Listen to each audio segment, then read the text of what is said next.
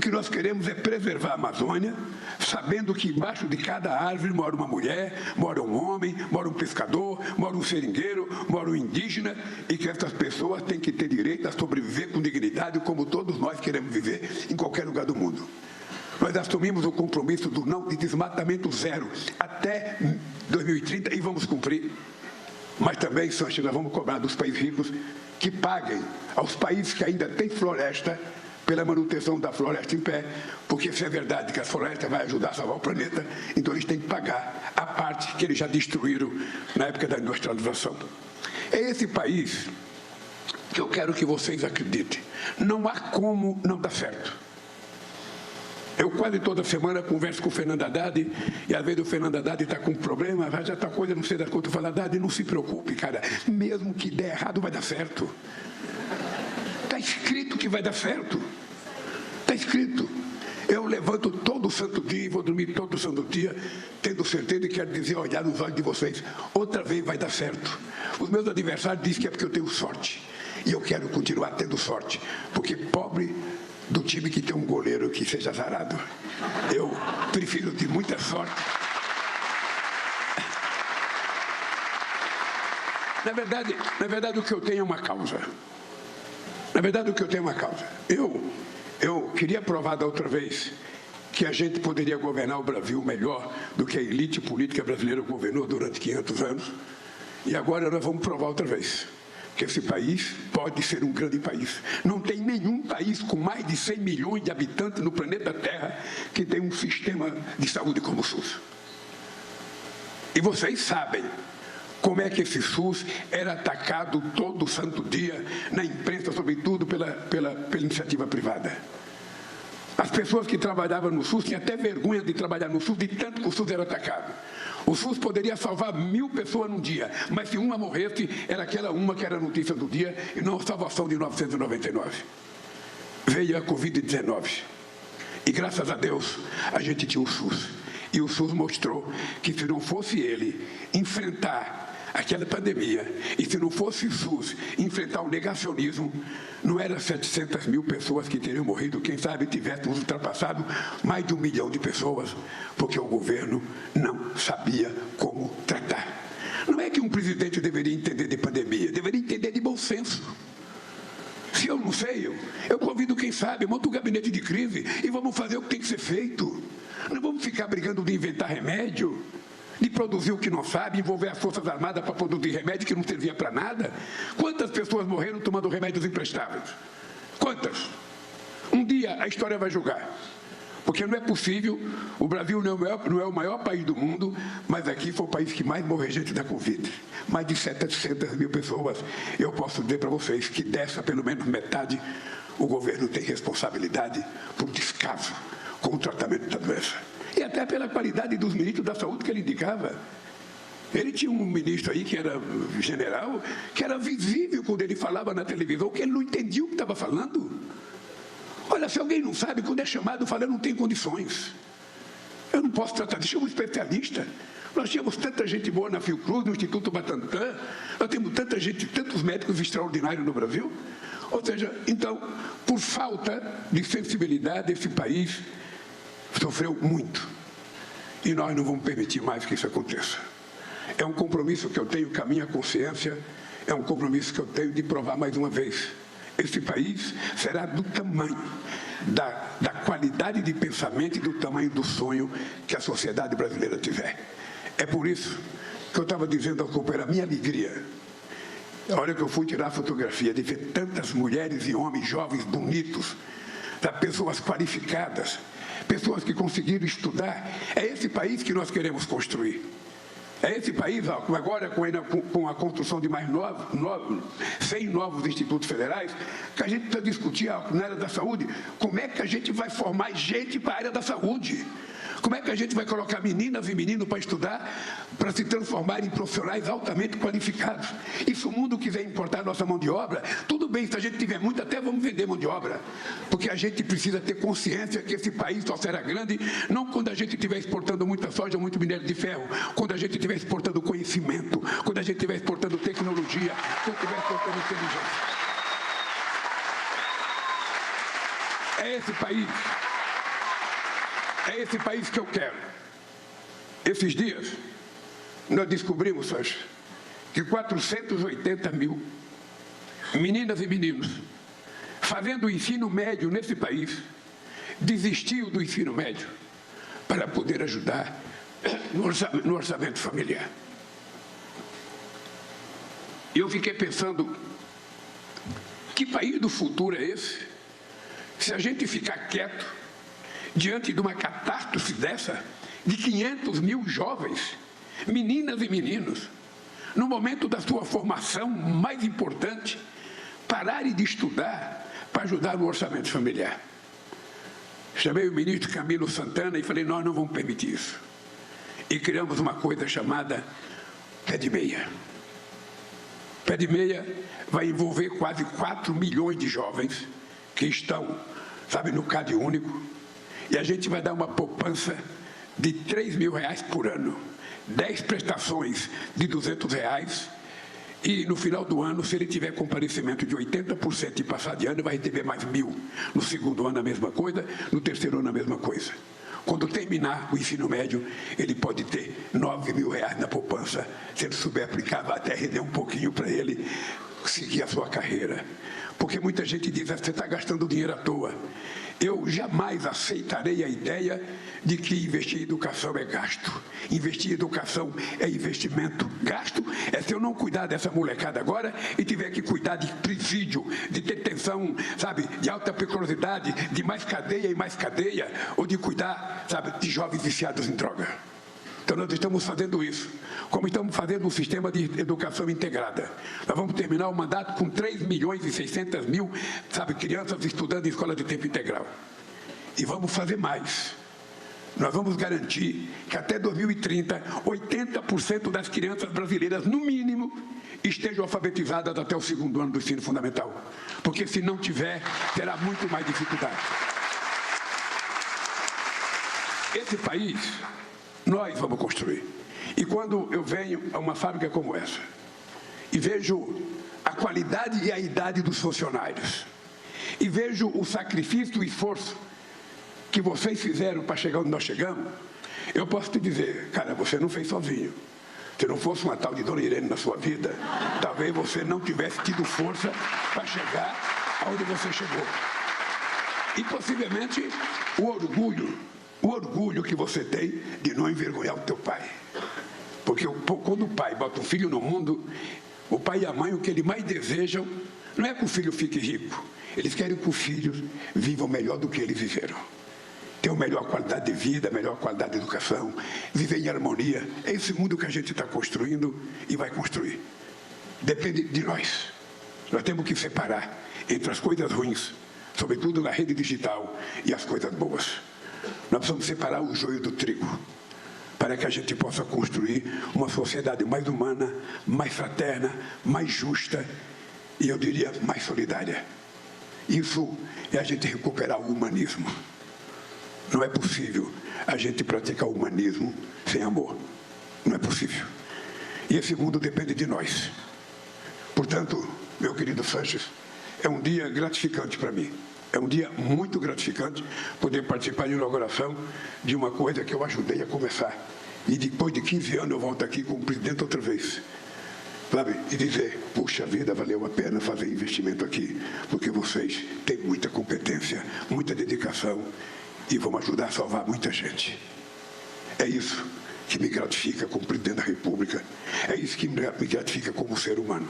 É olhar para trás e ver o que a gente conseguiu construir. O que a gente conseguiu produzir. Eu hoje, quando estava abraçando meninas e meninos, a coisa que eu mais ouvi foi o seguinte, ô Lula, eu fiz o ProUni, ô Lula, eu fiz o ProUni, eu fiz o ProUni. O ProUni só era uma inquietação da minha vida. Como eu não consegui fazer a universidade, por N razões, mas uma delas é porque pobre dificilmente conseguia fazer a universidade há 40 anos atrás, eu, quando virei presidente, eu tenho uma obsessão de colocar filho de pessoas na universidade. Então, outro dia eu encontrei um coveiro que o filho dele está se formando em diplomata. Coveiro em São Paulo, Luiz, o filho está fazendo diplomacia. filha de empregada doméstica fazendo medicina, fazendo enfermaria, fazendo engenharia, filho de pedreiro fazendo engenharia, sociologia e tantas outras coisas que essas pessoas podem fazer para melhorar a vida. E uma fábrica como essa é uma oportunidade que eles têm de trabalhar.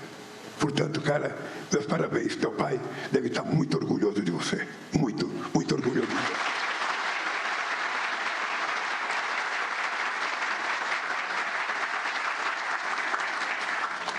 Agora eu vou ler o discursinho que eu fiz. Não, se eu fosse só ler isso aqui, era muito curto. Mas eu também não quero deixar de ler o que foi preparado aqui. Este é um momento auspicioso para a saúde no Brasil.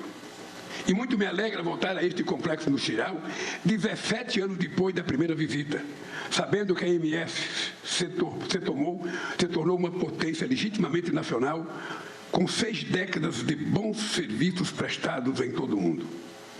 Ao fundar esta fábrica, o saudoso Emiliano Sanches quis criar não apenas uma empresa de medicamentos, mas, na verdade, o que ele quer criar era uma empresa de saúde. Era isso que ele queria criar.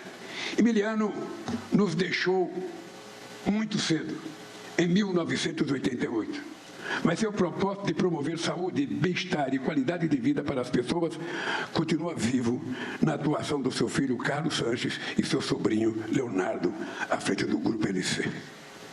Sua busca contínua pela inovação gerou esta fábrica, a primeira no mundo a produzir moléculas sintéticas destinadas ao tratamento de obesidade e diabetes.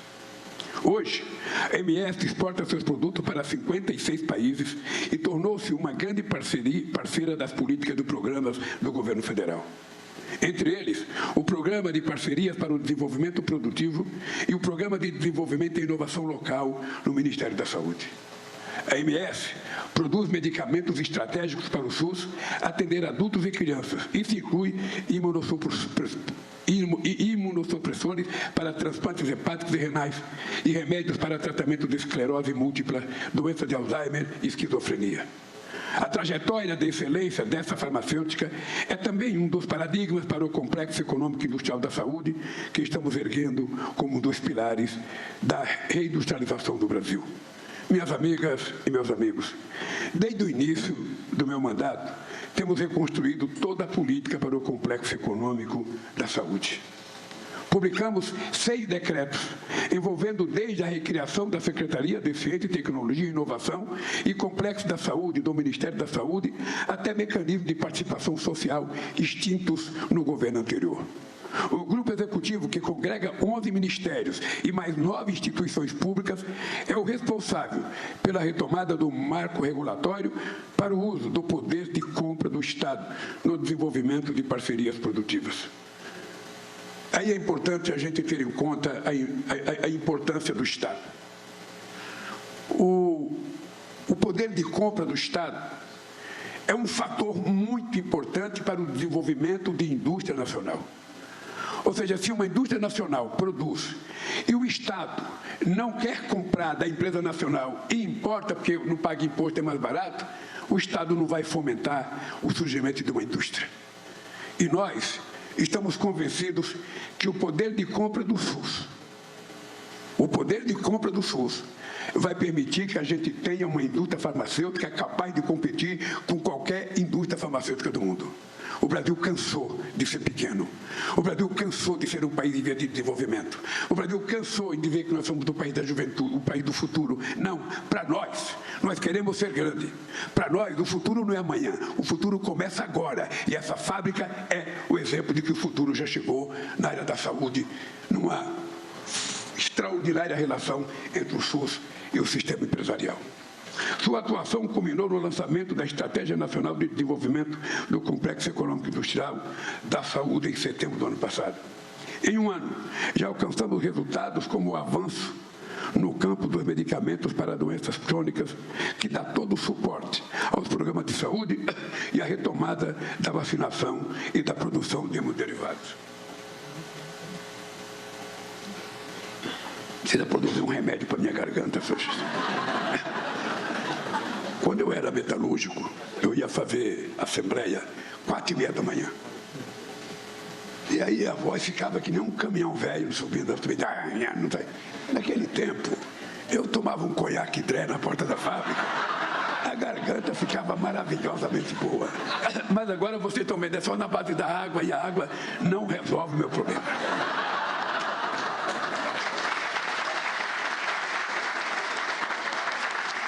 A saúde é ainda um dos pilares da nova indústria Brasil, a política pública com a qual recolocamos a indústria no centro da estratégia de desenvolvimento econômico nacional.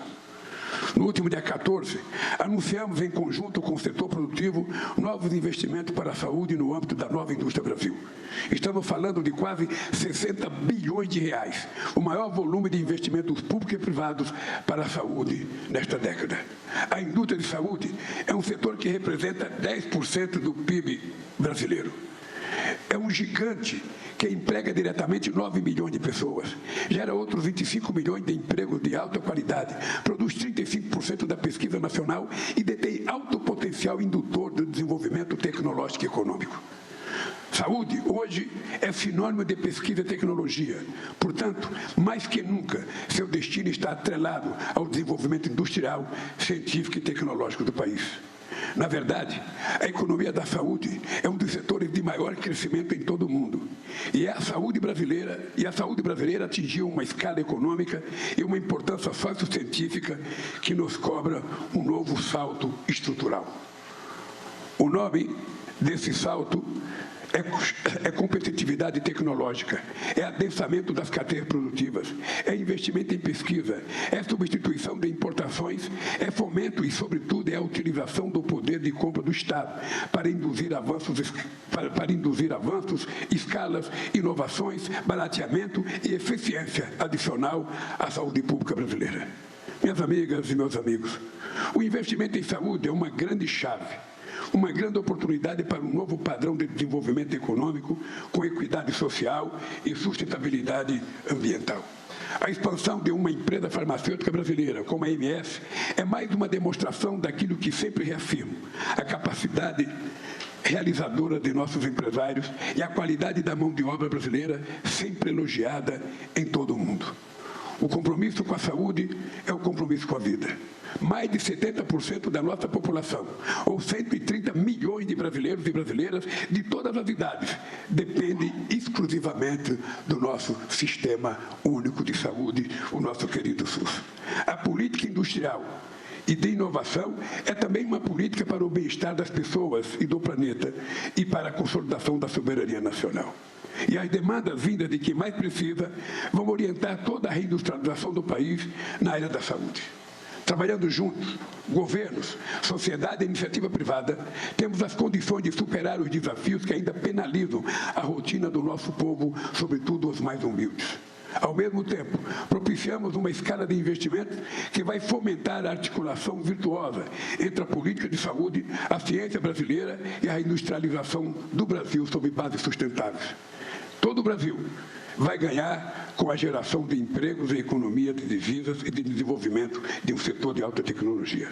Mas, sobretudo, ganhará o povo brasileiro, para quem o compromisso com um sistema de saúde de qualidade deve ser consagrado como um pacto de vida entre outras gerações. Companheiros e companheiras, eu vim aqui inaugurar e sair daqui com uma demanda. O nosso amigo Sanches fez uma demanda, uma provocação à ministra da Saúde, ao vice-presidente da República e ao presidente da República, de que é preciso a Anvisa andar um pouco mais rápido para aprovar os pedidos que estão lá, porque não é possível o povo não poder comprar remédio porque a Anvisa não libera. Então, essa é uma demanda que nós vamos tentar resolver. É uma demanda que nós vamos tentar resolver. Quando algum companheiro da Anvisa perceber que algum parente dele morreu, porque um remédio que poderia ser produzido aqui não foi produzido porque eles não permitiram, aí a gente vai conseguir que ela seja mais rápida e atenda melhor os interesses do nosso país. Um abraço, gente.